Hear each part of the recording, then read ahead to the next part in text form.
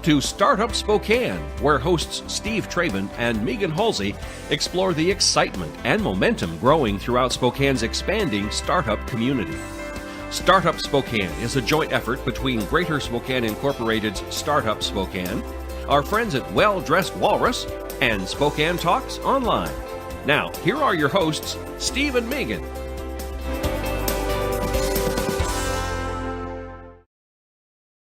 Welcome to Startup Spokane on Spokane Talks Media, your podcast home for everything entrepreneurship related in the Spokane region. Startup Spokane is a program of Greater Spokane Incorporated, and whether you have an idea, you've launched, or you're growing your business, we want to provide you with the resources you need so that you can be successful. Megan, we've got a great discussion on tap today. Why don't you get us started with our guest? Yeah, I'd like to introduce Kris Maynard. Kris Maynard is the founder of Glucose Revival, which is an innovative solution for diabetics, especially those who are active diabetics, experiencing hypoglycemic shock. So, Kris, why don't you tell us a little bit about yourself?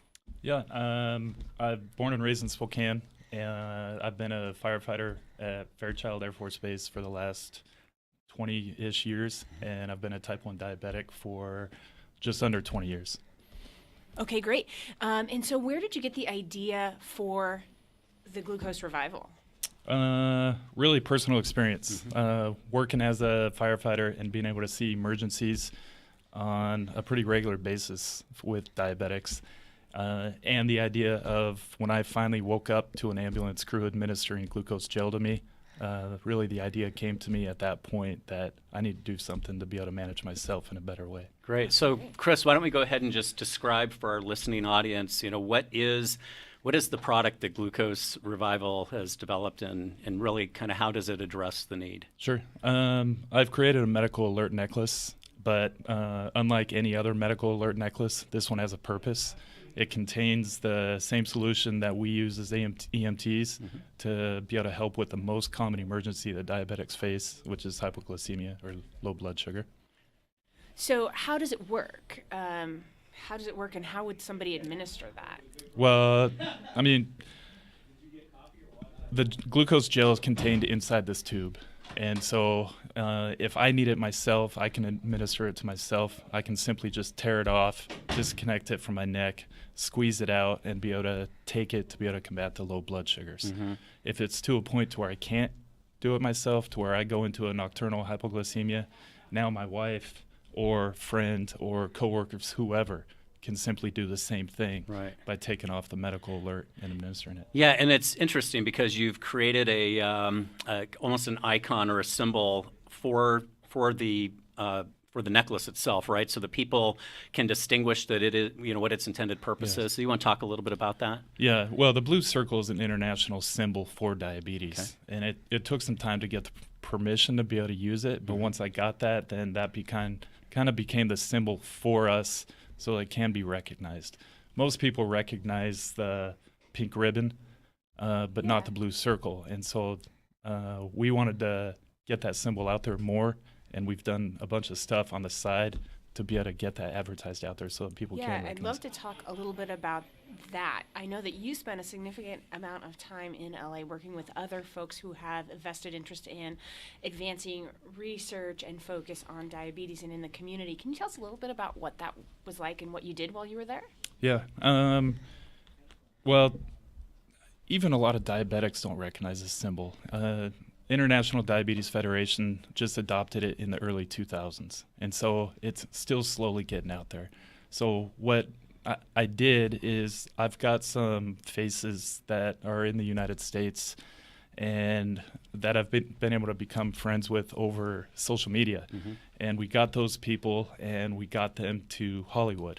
Hollywood, we were able to put together a music video to really commemorate Diabetes Awareness Month, and by really symbolizing and highlighting diabetes awareness and highlighting the blue circle.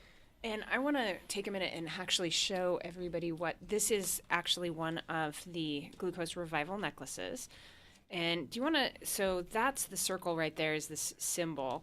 And then the necklace itself is actually filled with that glucose gel. And how does it work? So how do you open it? How do you pop that off? The end cap on the necklace just simply pops off. It's kind of connected just like a pen cap. It just pulls off, completes the seal. And so That's it. I can rip it off because the chain on the back of it is fairly weak. And so I can just yank it off, pull the cap off, and just squeeze it out almost like a toothpaste container. Okay. So is it designed to be a single use then? It is. The American Diabetes Association recommends every diabetic carry 15 grams of something to be able to help with our most common problem.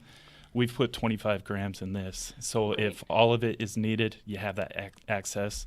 But if all is not needed, then you can recap it and rewear it. Yeah. Oh, great. Hey, Kris, can we take just a step back and help our audience understand the magnitude of this the situation, these kinds of events for diabetics? I mean, just so that people have kind of a frame of reference. I mean, as a diabetic yourself, I mean, is this something that happens, once in a blue moon? Is it a regular occurrence? I mean, how often does someone experience, the symptoms of kind of this hypoglycemic event? Sure. Blood sugars swing like a roller coaster going up and down throughout the whole day. There's over 42 different reasons why blood sugar can go up or down. And so anyone taking insulin and even some of the oral pills now being taken can cause blood sugars to go up or down. So you don't know when they're going to happen, but they can happen daily. They can happen weekly. It all depends on the stress of the body, the food that's being taken, the amount of insulin being taken, and like I said, 42 different reasons. So does it happen on a regular basis? For sure. Yeah, and what are the statistics? How many diabetics are there, say, in the United States, roughly? I mean, do you know what that number is? Yeah, just in the United States, there's over 30 million. Yeah. And it's estimated to where throughout the world that 1 out of every 3 by the year 2050 will be a diabetic. Wow, incredible. So the trend is just continuously growing. Yeah, which makes an incredible market. I mean, you hate to take advantage of that, but this is actually something that could be a life-saving device, really, right? Well, and I don't like to think I'm taking advantage of it. Right. I like to think that I'm offering a product that's going to be more than 1/10 the cost of what a leading product is there right now for a severe hypoglycemia. Yeah. And so we're able to provide us something, because diabetics pay 2.5 times the cost of what non-diabetics pay for healthcare. Sure. And so we're providing an option that's going to be a lot cheaper, but it can also provide for any level of low blood sugar. And so when you designed this, did you have particular types of diabetics in mind, like active diabetics versus children versus, what was your target market initially? Initially, I just went the mindset of I'm a runner, and so I needed something that would help me so I didn't have to carry some in my pockets. So that was my initial target for active diabetics. But really, it's just there's no way you can get around from any diabetic that's on insulin. So really type 1 diabetics, but then learning how many type 2 diabetics are also now going on insulin. So it's definitely expanded from active diabetics, but they are a target because most diabetics have to carry so many supplies as is. And so this just leaves the avenue to where it's something that they don't have to carry in their pockets anymore. Oh, it's a great solution. And it's great because you're not carrying it in your pocket. And I can think of a lot of other applications as a parent. If my child was diabetic, it would be wonderful to have a solution that I wasn't having to rummage through a purse or find something or assume that my child had it on them, because I'd know that it was around his neck. Right. And going to a conference this summer to some stuff I needed to learn was proof of concept, something that it was something that people wanted and needed. And hearing from parents' reactions on what this necklace provides, some kids, I understand, are not going to want to wear it. But it does offer the parents something to be able to wear for themselves, so they also have something to carry to be able to help their kids. Yeah, that's interesting, because I was going to ask you, how you deal with is like a one-size-fit-all kind of solution, and then how you deal with children. And so it's interesting that parents and you could have friends, family, anybody could be wearing one of these if they're living around with, right? Right. Someone with diabetes. So that's really great. And, we're going to spend the second half of our program really talking about your entrepreneurial journey. I mean, I think you've given us a great foundation for Glucose Revival, the product, the market that you're serving, Kris. Before we go to break, do you want to give people some information about how they can learn more about Glucose Revival? Yeah, our website is glucoserevival.com. We are on Instagram and Facebook. And we're trying to communicate with as many people as we can. We want people to reach out to us and be able to ask those questions so that we can make it clear that what we are providing.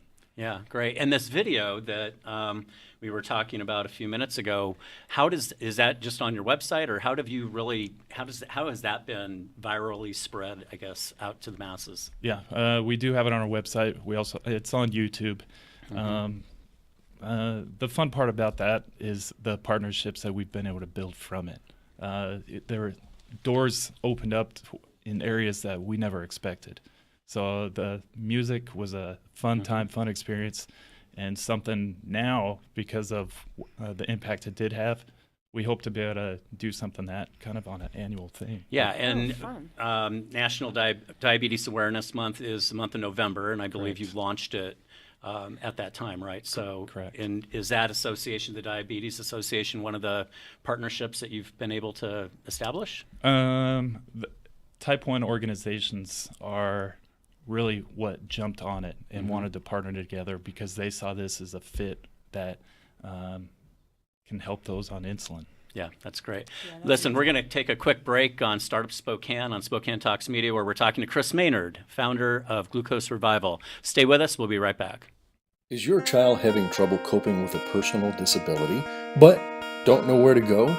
Consider our friends at Breakthrough Incorporated. Breakthrough takes great pride in mentoring their DDA clients who have intellectual disabilities and their BRS clients who have challenging behaviors toward the creation of safe, appropriate, ethically sound life goals. They integrate programs at school and home to enrich their lives. They work hard to make a positive difference in you and your family's lives. Breakthrough provides a highly structured, fully staffed residential setting in local neighborhoods. 6 in Spokane and 2 in the Tri-Cities. Diagnoses affect people differently, so their service to each resident is unique, giving them the opportunity to grow and evolve. For more information on Breakthrough, visit their website at breakthroughincorporated.org. What?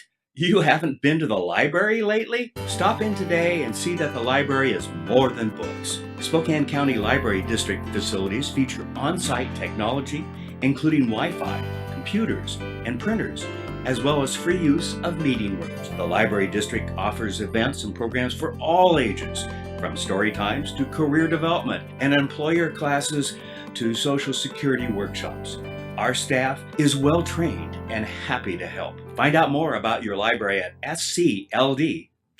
Welcome to Tom Sawyer Country Coffee. Tom Sawyer Country Coffee only roasts the finest organic coffee for our signature blends. Enjoy a cup at our coffee shop and local businesses and organizations across the region. I'm Tom Sawyer and we choose the Pacific Northwest.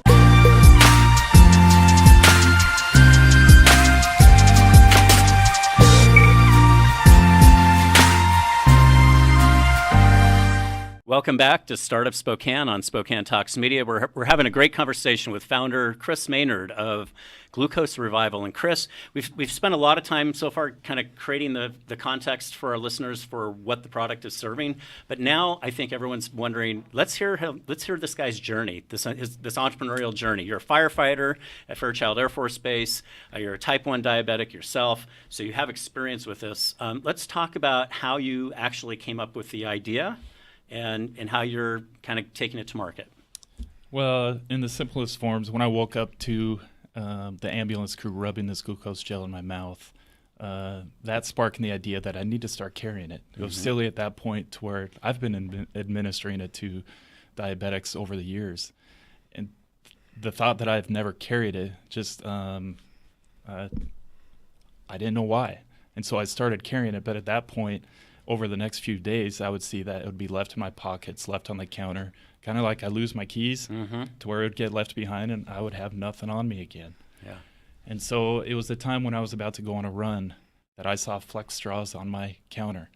And so I took Flex straws, filled it with glucose gel, and by the time I got back from my run and it was still there and I had something with me is when I decided now we can get a little bit more So you creative. took the ends of the flex straw, you put the gel in the flex straws, and then connected them together around your neck? Yeah. Oh, yeah. I'll be darned. So just like, I mean, that was like your first prototype? Oh, yeah. Innovation. Yeah. Then, wow. And so I want to ask, there must be glucose packets that people can purchase, There is. right? But it's kind of they forget it. Where do they carry it? So this is as a wearable, and it looks pretty neat too. Sure. So. Well, and I mean, there's over 30 different kinds of gels that are out there right now. Yeah. It's just what we use at work is different than what most gels that are out there, because there's a number of different kinds of sugars. A lot of the packets of gels that are out there are meant to kick in blood sugars in 30 minutes for bicyclists, for runners. Right. And so that's why the gel that we have in our necklace pertains to diabetics, because it's a fast-acting glucose. Sure, that makes sense. Okay, so you've got this prototype, right? You get back from your run. Hey, I've still got glucose in my straws. Yeah. Then what? Well, as I got a little bit more creative with it to make it something more viewing to the eye, I just started wearing it on a regular basis. And by that next time I went to my endocrinologist, the diabetes specialist, that's when she relayed to me, Kris, that's a silly good idea. You ought to try to make that available, because that could help so many diabetics out there. Yep. And I really that wasn't the direction I was going with it. I found something that worked for me. I found something that was silly enough to where it could help my wife if I needed that help.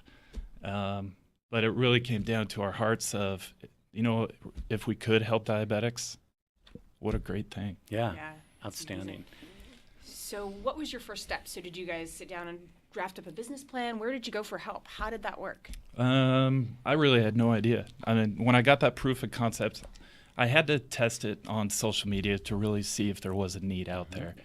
And when some diabetic organizations put some stories out there, I was blown away, because I was getting messages to me to where that's the biggest response that they've had in years.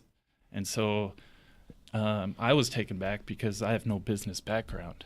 And once I got that response is really when I first came to meet you. Yeah. And then you, on rapid fire, put me in direction to Michael Evinger with WSU, put me in contact with the library to do the research behind it. Put me in contact with Whitworth and SNAP, and just learning what the local community had for this, which I had no idea. Yeah.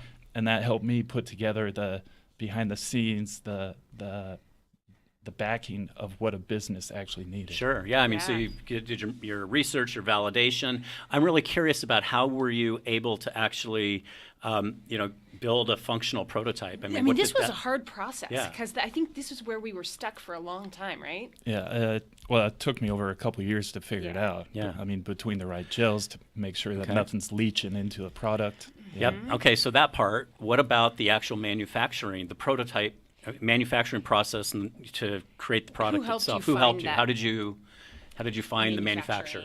Well, the resources that you gave me brought to me a bunch of the ideas of what I should be doing and what I should be looking for. And so, I tried out probably hundreds of different things, trying to make sure that I'd find something that would be functional and something that would work in a worthy way. So how have you financed this? You've done a lot of different prototyping, you've done a lot of development, you've spent a ton of time and energy doing this. Where's the money coming from to build this up? Everything's been out of pocket. It's been to where, it's been fully bootstrapped. Wow. And I've been trying to find those key people that could help me out, because in the long run of things, I know it's going to cost me really a lot of money. Yeah. And most recently, what I didn't know is SNAP really reaches out to small businesses and small business loans. Yeah. And so at this point, to be able to take it to that next step, I'm confident that they're going to be able to help us to get to that next level. Oh, good. So you're going to use some debt financing as a vehicle to give you the capital, which I'm assuming, most of the capital you need is to build to manufacture and create inventory. Correct. Yeah. And where are you today, Kris, in the process? National Diabetes Month, Awareness Month was in November. It's now December. Have you actually launched, and are you selling the product, or what stage are you in with the business? Yeah, we were hoping to launch by now, but again, with some learning lessons along the way, we are now at the point where we're going to do a soft launch in January. We're going to be sending the necklace out throughout the world. We're going to be sending 1,200 necklaces to really get the feedback of what works well, what doesn't. And once we get that information back, then we will start putting it on the market. Okay. And how did you identify your target audience of 1,200? I mean, who are these people? How did you find them, or how did they find you? I just advertised it on the website. Okay. I advertised it on Instagram, just social media. Social media is so strong. It's fun seeing when you have a celebrity or an athlete contact me about a product. That's amazing. And be able to provide something for them that's going to help them that's do what they do. So these people have literally signed up to say, hey, I want to be a beta tester. I want to try your device, and I'm going to, in exchange for you giving me, I'm assuming you're giving these out, and Correct. they're going to get feedback. Yes. And that's so what their commitment is. For those 1,200, do you already have that full list of 1,200 recipients, or if somebody's interested in the product, can they email you and get on a waiting list or potentially pre-order? There's definitely more room. I mean, if we went up to 1,500 people, we want them to sign up because we want as much feedback as we can to make sure that we're providing the best product. Yeah. So and so again, if people are interested in learning more about Glucose Revival, your website is glucoserevival.com. There's a little section Get Updates on it. Once you sign up under Get Updates, we'll get you a free necklace. And so soft launch in January to these 1,200. How long? What's that timeline look like before you go to full scale production and sales? Well, with the regular low blood sugars that people have, we're putting 30 days. We think we can learn enough information in that 30 days, and then we'll make whatever adjustments we need to, and then we'll take it. And then did I understand correctly? I mean, you're marketing this worldwide? Oh, yes. Okay, Yeah. so you've so there's no limitations in terms of the market or where so you're going to people ship. can from Canada or from where other parts of the U.S. can sign up as well. Correct. And awesome. we should just touch on this in the few minutes we have remaining. How does the regulatory,